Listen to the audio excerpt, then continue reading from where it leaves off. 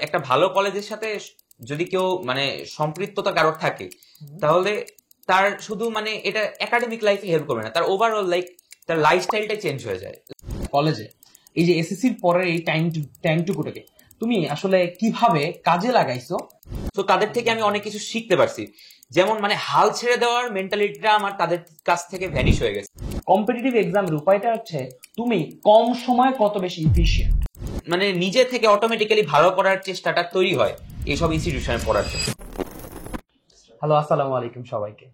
SSC 25 অর্থাৎ HSC 27, আশা করি তোমরা সবাই খুব ভালো আছো। এপিসোড 1-এ তোমাদের সাথে অলরেডি আবির অর্থাৎ ইয়ামিন আবিরের পরিচিতি হয়ে গেছে। একটু আবিরের আধিক্য দেখা যাচ্ছে, তাই না মার্কেটে? তো যাই হোক, আজকে আমাদের সাথে আরেকজন অতিথি, বলো তো কে? আজকে আমাদের সাথে একজন বিশেষ সুদর্শন ছেলে অরিত্র চলে এসেছে সেন্ট জোসেফ কলেজ থেকে। সে এখন বুয়েটের আছে। তো আজকে তার লাইফের এই যে কলেজ, স্কুল এবং ইউনিভার্সিটি লাইফের গল্পটা শুনবো, এবং সে কেন সেন্ট জোসেফ কলেজে পড়ছে, তার কলেজের কিছু ফান ফ্যাক্ট, মজার ঘটনা এবং এই কাটানো সেন্ট জোসেফ কলেজে কাটানো কিছু ঘটনাগুলি আমরা তার মুখ থেকে শুনবো। তো সর্বপ্রথমেই অরিত্র, তুমি কেমন আছো? ভালো, আপনি কেমন আছেন? আলহামদুলিল্লাহ, আমি অরিত্র খুব ভালো আছি। তো আমি তোমার ইন্ট্রোডাকশনটা জাস্ট দিয়ে দিলাম, তো আমরা তাও তোমার থেকে একটু শুনতে চাই যে তুমি তোমার ব্যাপারে তোমার একটা ইন্ট্রোডাকশন, ছোট্ট ইন্ট্রোডাকশন দিয়ে দাও। সো আমি আহমেদ আহরাম অরিত্র, আমি বুয়েটের কেমিক্যাল ইঞ্জিনিয়ারিং ডিপার্টমেন্টে পড়াশোনা করছি। আমার স্কুল ছিল স্কলার স্কুল অ্যান্ড কলেজ, এবং আমার কলেজ ছিল saint Joseph higher secondary school. এই তো এই পর্যন্তই। আচ্ছা, কেবল এই পর্যন্তই। কেবল এই দেখা পর্যন্তই যাচ্ছে যে কি করা যাক, আমি ঢাকা ইউনিভার্সিটিতে আছি, ও বুয়েটে আছে।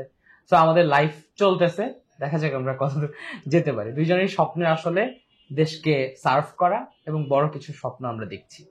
তো এই স্বপ্ন দেখার পিছনে, যেহেতু আমি নটরডেম কলেজে ছিলাম, তো আমার কলেজ লাইফের এক্সপিরিয়েন্সের সাথে ওর কলেজ লাইফের এক্সপিরিয়েন্স অনেকটাই মিল আছে, কারণ মিশনারি কলেজের ব্যাপারগুলো অনেকটাই সিমিলার থাকে। সো আমরা ওর ঘটনা থেকে, আমি কলেজ লাইফের ঘটনা থেকে আসলে শুরু করতে চাচ্ছি। আমি জানতে চাই যে তুমি আসলে সেন্ট জোসেফ কলেজটাকে কেন চুজ করলা?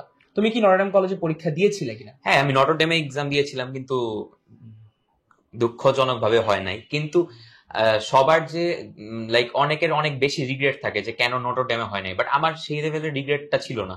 কারণ আমি তো ধানমন্ডিতে থাকি। সো সেন্ট জোসেফ আমার বাসা থেকে অনেক কাছে হয়, সেন্ট জোসেফ তো আসাদ গেটে।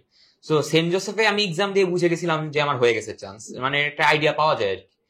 সো আমার মানে তারপরে নটরডেমের এক্সামটা অত ভালো হয় নাই, কিন্তু নটরডেমে না হয় অত খারাপ লাগে নাই, কারণ আমি ভাবছি যে আমার নটরডেমে প্রতিদিন যাতায়াত করতে মনে 3-4 ঘন্টার মতো লাগতো। সো কলেজ টাইমে তো এমনি একাডেমিক প্রেশার অনেক থাকে। সো ওই টাইমে যদি 3-4টা ঘন্টা যদি আমার নষ্ট হয় তাহলে এটা অনেক বিগ ইম্প্যাক্ট ফেলতে পারে। সো আমি এটা ভেবে বুঝাইছি নিজেকে যে ঠিক আছে, নটরডেমে হয় নাই তো কি হয়েছে, সেন্ট জোসেফে আই এম হ্যাপি।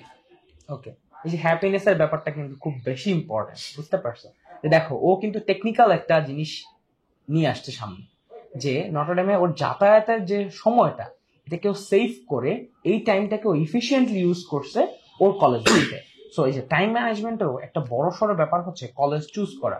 তোমাদের অনেকেরই হয়তো তোমাদের পছন্দের কলেজটা না আসতে পারে, ইট ডাজন্ট ম্যাটার। তুমি চিন্তা করবা যে সৃষ্টিকর্তা তোমার জন্য একটা বেস্ট প্ল্যান করে রাখছে, ঠিক না? সো টাইম এফিসিয়েন্সিটা অনেক বড় একটা ইম্প্যাক্ট রোল প্লে করে। তো যাই হোক, তো তোমার সেন্ট জোসেফের এক্সাম এক্সপিরিয়েন্সটা আমি একটু শুনতে চাই। তো সেন্ট জোসেফের তো নটরডেমে যেমন কুইজ হতো আমাদের রেগুলার আমি বেসিসে। জাস্ট তোমাকে বলতেছি এক্সাম এক্সপিরিয়েন্স, মানে তুমি কিভাবে ভর্তি ও হয়েছো, আচ্ছা আচ্ছা ওই জিনিসটা আমরা একটু জানতে চাই। তো মেইনলি তো টার্গেট ছিল নটরডেমের এক্সামই। সো বাবা মা বললো যে সেন্ট জোসেফ এক্সাম দিতে। তো সেন্ট জোসেফের জন্য আলাদা কোনো প্রিপারেশন নেই নাই, নটরডেমের জন্য যে বেসিক লেভেলের প্রিপারেশন, মানে বেসিকটা ভালো থাকতে হয় আর কি কলেজ অ্যাডমিশনে। সো ওই প্রিপারেশন নিয়ে এক্সাম দিয়েছিলাম। সেন্ট জোসেফের এক্সামটা আমার অনেক ভালো হয়েছিল, আমি দিয়ে বুঝছিলাম যে আমার হবেই। সো তারপরে তো একদিন পরে মনে রেজাল্ট দিয়ে দেয়, তো জানলাম যে হয়ে গেছে, ভালোই মেরিট পজিশন আসছিল।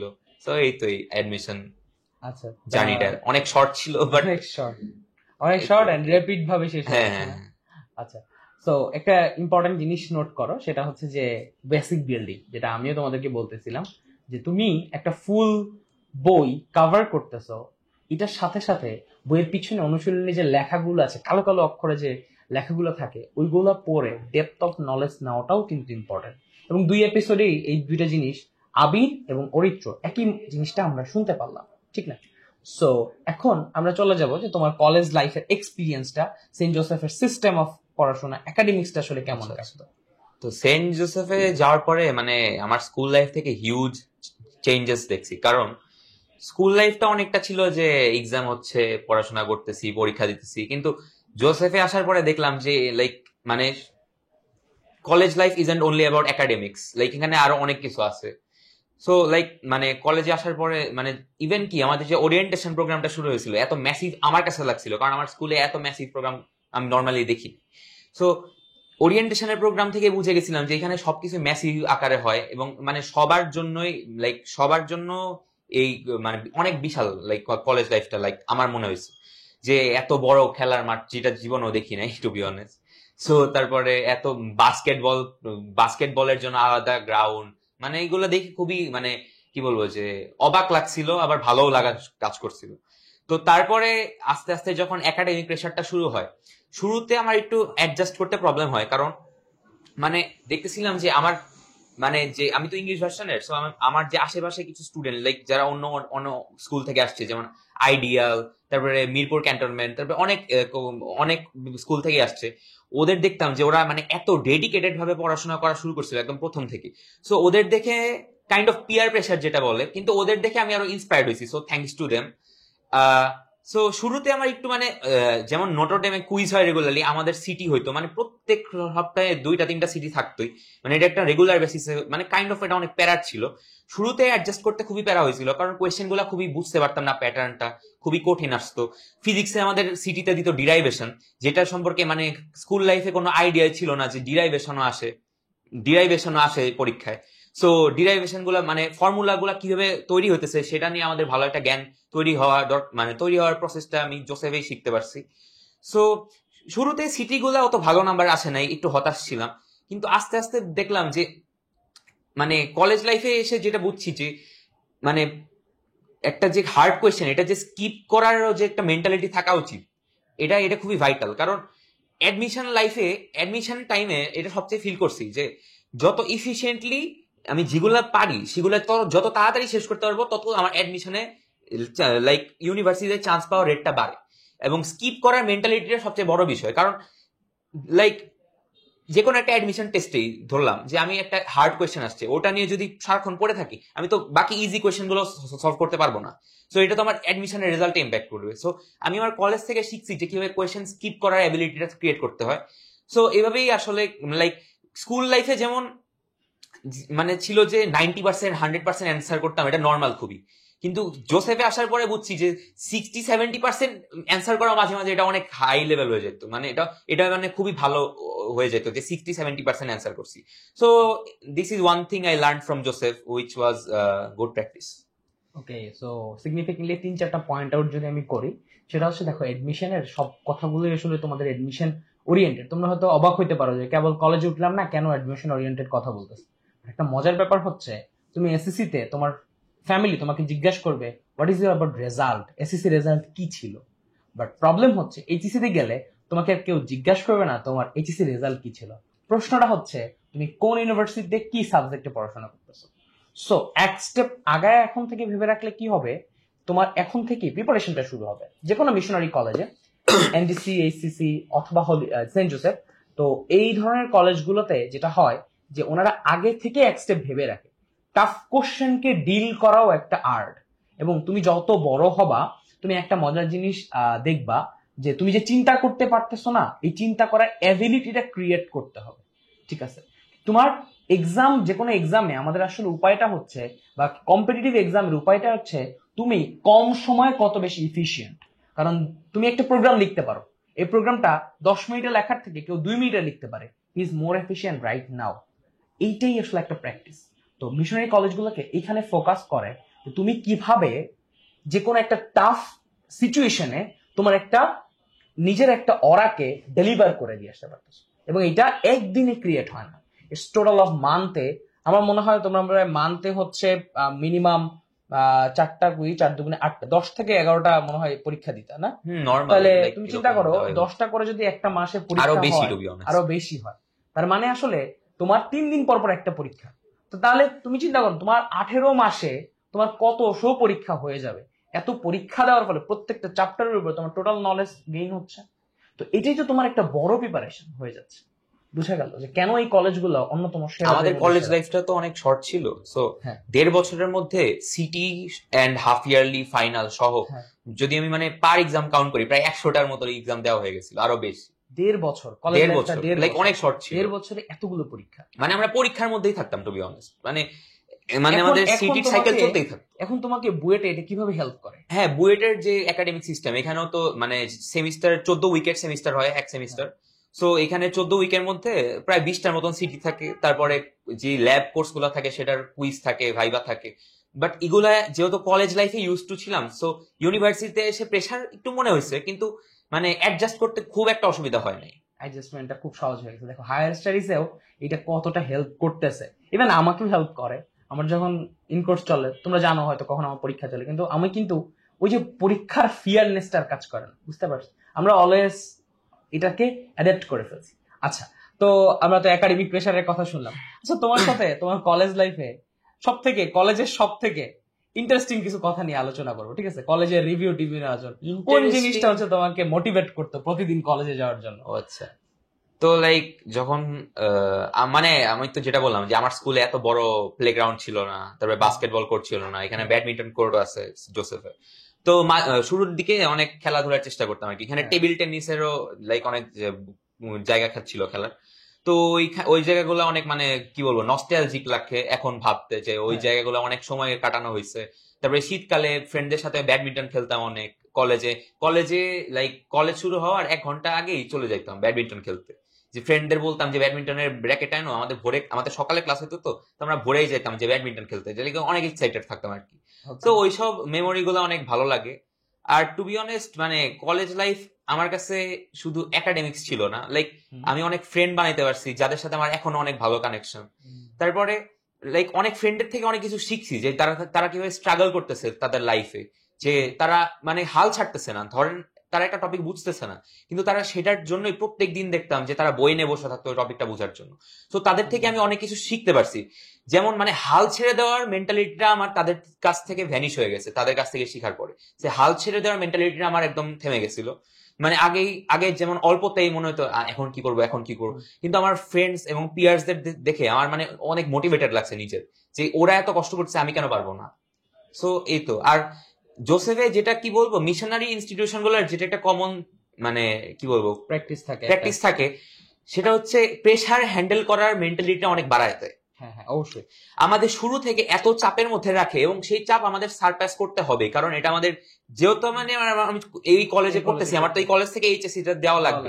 সো আমার এটা মানে করতেই হবে, প্রেসারে অ্যাডজাস্ট করতেই হবে। একটা জিনিস অ্যাড করি, তুমি একটা ল্যাব বাকি থেকে তোমাকে অ্যাডমিট কার্ড দিবে না। তুমি যদি ল্যাব মিস করো, তোমার জরিমানা দিয়ে হলেও ল্যাব করতে হবে। তোমার বাবা মা, তোমার প্যারেন্টস, লোকাল গার্ডিয়ানকে ডাকাবে। এরকম অনেক ইভেন্ট দেখছি আমার সিনিয়রদের, আমাদের ব্যাচের। তো ডাকায় ওই ল্যাব করাবে, ওইটা রাফ শিট লেখাবে, মেকআপ শিট লেখায় তোমার কাছ থেকে ল্যাব সাইন করাবে। এবং সেটা এমন না যে তোমাকে দয়া করে সাইন দিচ্ছে, ওই এক্সপেরিমেন্ট তোমার করে বুঝাই দিয়ে আসতে হবে, তারপরে তোমাকে অ্যাডমিট কার্ড দেওয়া হবে।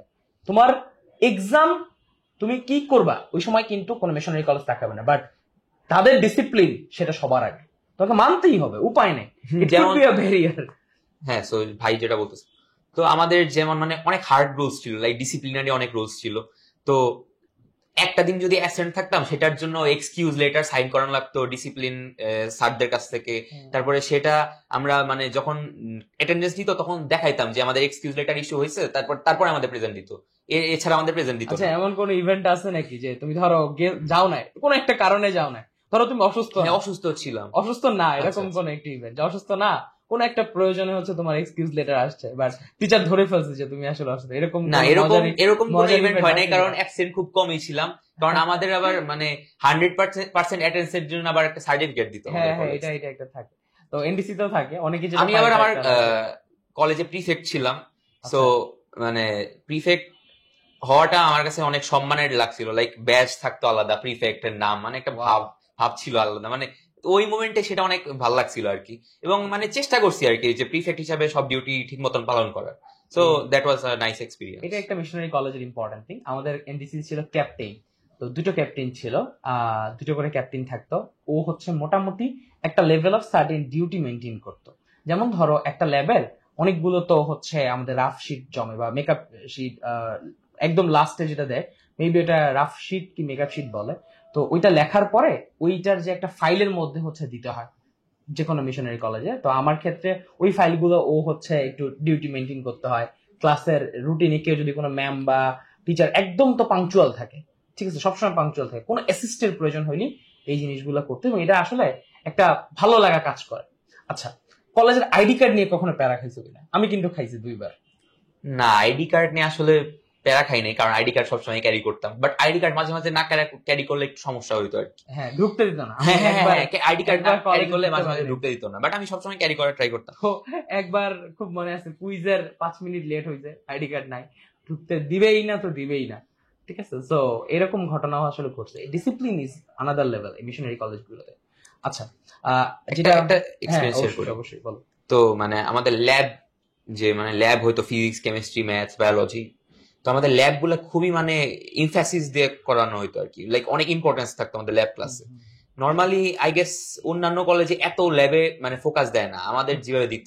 কারণ আমার মনে আছে যে আমাদের কেমিস্ট্রির যে ল্যাব স্যার ছিল সুবীর স্যার, সে মানে যদি কেমিস্ট্রি ল্যাবটা আমাদের ঠিক মতো না হইতো, খালি রিপিটই দিত। এটা শুরুতে কেন জানি অনেক খারাপ লাগতো যে কেন রিপিট দিচ্ছে, কেন রিপিট দিচ্ছে। ইউনিভার্সিটি লেভেলে এসে বুঝলাম যে ল্যাব আগে থেকে যে আমরা কলেজে ল্যাব গুলো এত ইম্পর্টেন্স দিয়ে করছি, এটার সুবিধা আমি ইউনিভার্সিটি লেভেলে গিয়ে বুঝতেছি এখন। লাইক আমাদের যে কেমিস্ট্রি ল্যাব গুলো থাকে ইউনিভার্সিটিতে, এখন মনে হয় যে it's just like one lab, মানে এটার আলাদা কোনো খুব প্যারা লাগতেছে না, কারণ কলেজ লাইফে প্যারা আমরা অতিক্রম করে আসছি। এটা এটা এটা একটা ভালো দিক যে আমরা আসলে ল্যাব ফ্যাসিলিটির দিক থেকে, তোমাদের মনে হয় সপ্তাহে 2টো করে ল্যাব ছিল না? কোন ল্যাবটা হচ্ছে তোমার কাছে করতে সব থেকে প্যারা লাগতো, এবং কোন ল্যাবটা করতে সব থেকে ভালো লাগতো? আমার কাছে কেমিস্ট্রি ল্যাব করতে সবচেয়ে ভালো লাগতো, আবার কেমিস্ট্রি ল্যাব করতে সবচেয়ে প্যারা লাগতো যখন মিলতো না। ভাইস ভার্সা রিলেশনশিপ, বুঝছো এখন। এবং আনফরচুনেটলি সে হচ্ছে বুয়েট কেমিক্যালে পড়তেছে, ফরচুনেটলি বুয়েট কেমিক্যালে পড়তেছে।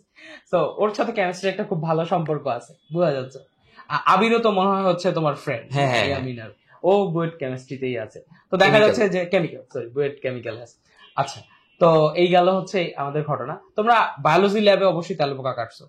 হ্যাঁ, ওই ইভেন্টটা কেমন ছিল আমরা একটু জানতে। লাইক মানে একটা মানে আমাদের স্টাফ কলেজের, তো সে আমাদের সবার জন্য একটা মামের বোতলে 30টার মতন বড় বড় তেলাপোকা এনে দিছিল। তো মামের বোতলে ওয়াও ম্যান, মানে কিলবিল করতেছিল সবগুলা জীবিত। তো লাইক মানে আমি নর্মালি বড় তেলাপোকা আমার খুব ভয় লাগতো।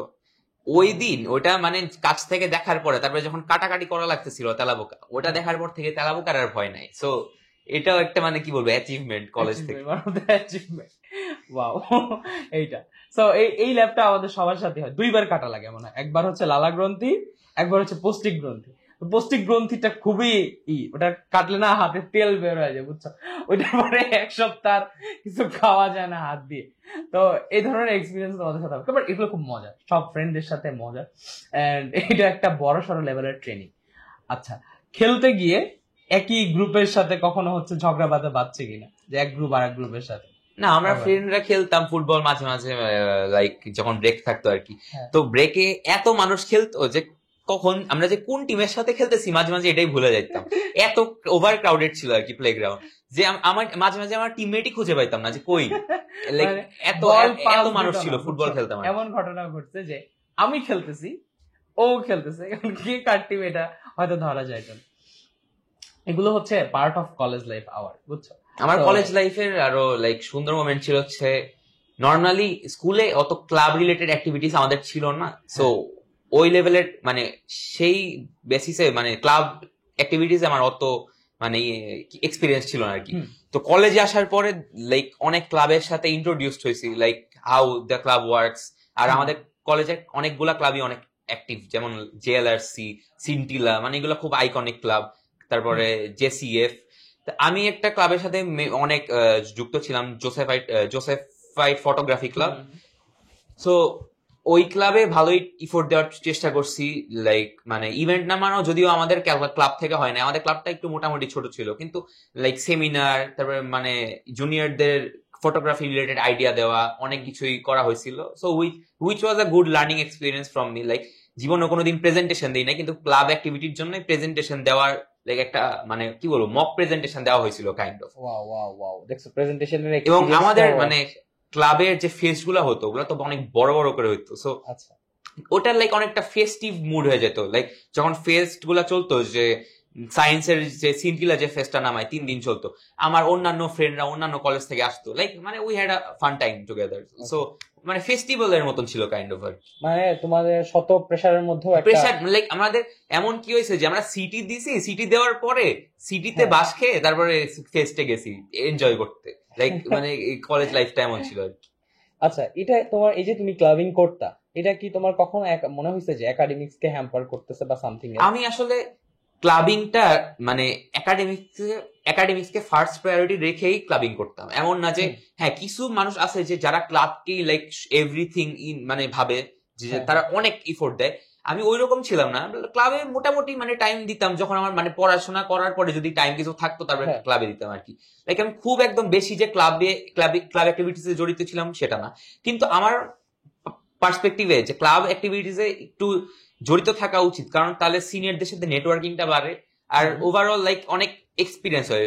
জীবনটা তো শুধু অনলি বইয়ের সাথে রিলেশন না, আমরা লাইক যখন কর্পোরেট লাইফে যাব তখন তো আমাদের মানুষের সাথে নেটওয়ার্কিংটা কেমন সেটা তো অনেক ভাইটাল রোল প্লে করে আমাদের প্রমোশন বা হোয়াট এভার ডেভেলপমেন্টের জন্য। সো ক্লাবিং অ্যাক্টিভিটিসে যারা কেউ যদি জড়িত থাকে তাদের লস হবে না, কিন্তু এটা ঠিক যে ক্লাব অ্যাক্টিভিটিস এর প্রতি আবার বেশি মানে বেশি টাইম দিলেও এটা তাদের একাডেমিক্সে ক্ষতি হতে পারে। সো প্রপার ব্যালেন্স মেইনটেইন করাটা important. Time management and balance হচ্ছে সো কারণ সবসময় আমাদের স্টুডেন্ট অ্যাজ আ স্টুডেন্ট হিসেবে আমাদের প্রায়োরিটি কিন্তু পড়াশোনাই ফার্স্ট, এটা খেয়াল রাখতে হবে।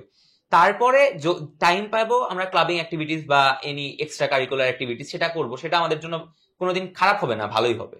ওকে, তো বোঝা গেল যে আসলে ওয়ার্ক লাইফ ব্যালেন্স করা, তারপরে কোথাও একটা জায়গায় তুমি রিফ্রেশমেন্ট খুঁজতেছো তোমার প্রেশারের মাঝখানে, সেখানে তোমার এই ক্লাবিং গুলো বা অ্যাক্টিভিটিস গুলো আসলে কিভাবে হেল্প করে, এন্ড এই কলেজগুলোতে আসলে কিভাবে এই জিনিসগুলোকে শেখানো হয়, সেলফ গ্রো যেভাবে মানুষ করে, তো এইভাবেই আসলে আমরা শিখে আসছি এই জিনিসগুলো। আচ্ছা, তো আমরা তো ক্লাব নিয়েও কথা বলে ফেললাম, কলেজ লাইফের এক্সাম নিয়ে কথা বললাম, কুইজ নিয়ে কথা বললাম, বায়োলজি ল্যাবের জিনিসগুলো হচ্ছে বললো। আচ্ছা, তোমার সেন্ট জোসেফ থেকে যখন তোমরা একদম শেষ মুহূর্তে অবশ্যই তো এক্সাম গুলো দিয়েছিলে, রাইট? সো তোমার এই এক্সাম গুলো এবং এই যে তোমার সেন্ট জোসেফের টোটাল জীবনটা তোমার কাছে এখন অ্যাজ আ বুয়েটিয়ান হিসেবে তোমার কলেজের যে জীবনটা, সেটাকে তুমি যদি 2 লাইনে শেষ করতে চাও বা একটা সামারি টানতে চাও, তাহলে কি হিসাবে টানবা? ওই জীবনটা তোমার জন্য আসলে কতটুকু ফ্রুটফুল ছিল যে তোমার এখন এসে মনে হচ্ছে যে তোমার পিছনে তাকালে ওইটা একদম একটা কারেক্ট ডিসিশন সেন্ট জোসেফকে চুজ করা?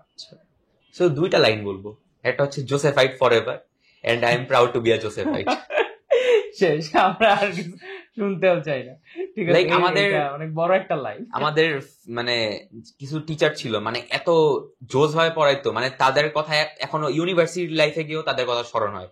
যেমন আমাদের ফিজিক্সে যে সুদেব স্যার পড়াতো, সে এত সুন্দর করে বেসিক পড়াইতো, লাইক তার জন্যই আমার ফিজিক্সের ইন্টারমিডিয়েট লেভেল আর অ্যাডমিশন লেভেলের ফিজিক্সের বেসিকটা এত ভালো হয়েছিল অনলি বিকজ অফ হিম। সে কলেজে আমাদের যে 90 জন স্টুডেন্টদের সে সেম ইফোর্ট দিয়ে পড়াইতো, এবং কেউ যদি না বুঝতো সে সবসময় বলতো যে তোমাদের কারো যদি বুঝতে সমস্যা হয় আমার সাথে কথা বলো, আমি বুঝাই দিব। Sir was very helpful. Wow, মানে এটা একটা ব্লেসিং। তো আমাদের মিশনারি সব কলেজে যারাই আমরা পড়ছি না কেন, সকল টিচারদের প্রতি আমাদের মানে মন থেকে শ্রদ্ধা। কারণ আমার এখনো মনে হয় যে আমরা যেখান থেকে পড়ে আসছি, আমরা যে পরিমাণ ডেডিকেটেড ছিলেন, ওই ডেডিকেশনটা আমি কোথাও পাই না।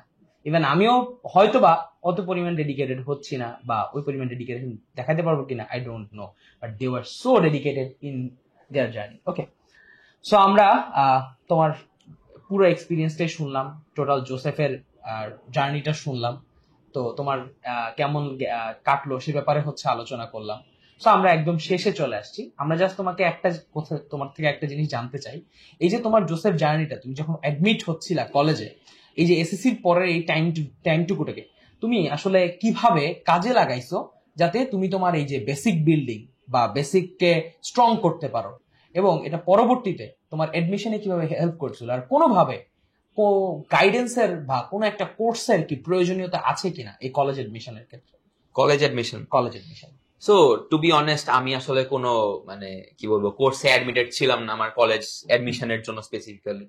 আমি জাস্ট নিজের মতন আমার মানে বেসিক যেটা ছিল সেটা আমি ভালোভাবে পড়ার চেষ্টা করছি। কিন্তু এখানে কথা আছে যে আমার জন্য যেটা ওয়ার্ক করতেছে সেটা যে সবার জন্য সবার ক্ষেত্রে সিমিলারলি ওয়ার্ক হবে সেটা না, কারণ সবার গ্র্যাসপিং পাওয়ার সেম না। ওকে লাইক আমি যেভাবে আমি আগে থেকেই মানে পড়াশোনার মধ্যে থাকতাম আর কি, সো আমার লাইক আমার বেসিকটা মোটামুটি ভালো ছিল। সো আমার কলেজ অ্যাডমিশনের টাইমে আমার আলাদা করে খুব এক্সট্রা কিছু পড়া লাগে না, এই যে আমার বোঝার ব্যাপার ছিল বা কিছু। আমি জাস্ট যেটা এসএসসি টাইমে পড়ছিলাম সেটাই আমি আরো ভালোভাবে থরলি পড়ার চেষ্টা করছি আর কি কলেজ অ্যাডমিশনের টাইমে। আর জোসেফে তো মানে এক্সাম দেওয়ার পরে বুঝে গেছিলাম হয়ে গেছে, মানে কাইন্ড অফ খুশি খুশি লাগতেছিল অনেক। আবার আমি একটু অন্যদের থেকে ডিফারেন্ট এই ক্ষেত্রে বলবো যে লাইক সবার মেইন গোল ছিল নটর ডেম, কিন্তু আমার ভিতরে ভিতরে ইচ্ছা ছিল কি যে আমি যদি জোসেফেও পড়ি I will be very happy. Like আমার মানে মানে খুব একটা যে হতাশ লাগবে বিষয়টা তেমন না। লাইক আমার দুইটা ফ্রেন্ড ছিল জোসেফের, ওরা জোসেফে পড়ছে। ওরা এনডিসি তে দুইজন রিটেনে টিকছে, কিন্তু ওরা ভাইবা দেয় নাই কারণ ওরা জোসেফে পড়বে। ওকে, মানে এখানে একটা কিন্তু ব্যালেন্সের ব্যাপার স্যাপার আছে, কারণ লাইক নটর ডেম ওদের থেকে অনেক দূরে হয়ে যেত, ওরাও ঢাকায় থাকে তো। সো মানে যেহেতু মানে এত মানে দূরত্ব এই জন্যই ওরা আর দেয় নাই, ওরা জোসেফে হয়ে গেছিল তাই ও জোসেফেই ছিল। সো আসলে কি বলবো যে কলেজ যে আমি বলবো না যে কলেজ একদম খুব সবসময় ম্যাটার করে লাইক হাইয়েস্ট লেভেলে, কিন্তু আমি বলবো যে কলেজ লাইফ থেকে শুধু একাডেমিক্স না, যে একটা ভালো কলেজের সাথে যদি কেউ মানে সম্পৃক্ততা কারোর থাকে তাহলে তার শুধু মানে এটা একাডেমিক লাইফে হেল্প করবে না, তার ওভারঅল লাইক তার লাইফস্টাইলটাই চেঞ্জ হয়ে যায়। লাইক অনেক কিছু শিখতে পারে পড়াশোনার বাইরেও, এবং পড়াশোনায় তো অবভিয়াসলি মিশনারি স্কুল অনেক মিশনারি ইনস্টিটিউশনরা অনেক ফোকাস দেয় একাডেমিক্স, এটা তো নর্মাল। আচ্ছা, একটা পয়েন্ট অফ ভিউ নিয়ে কথা বলি।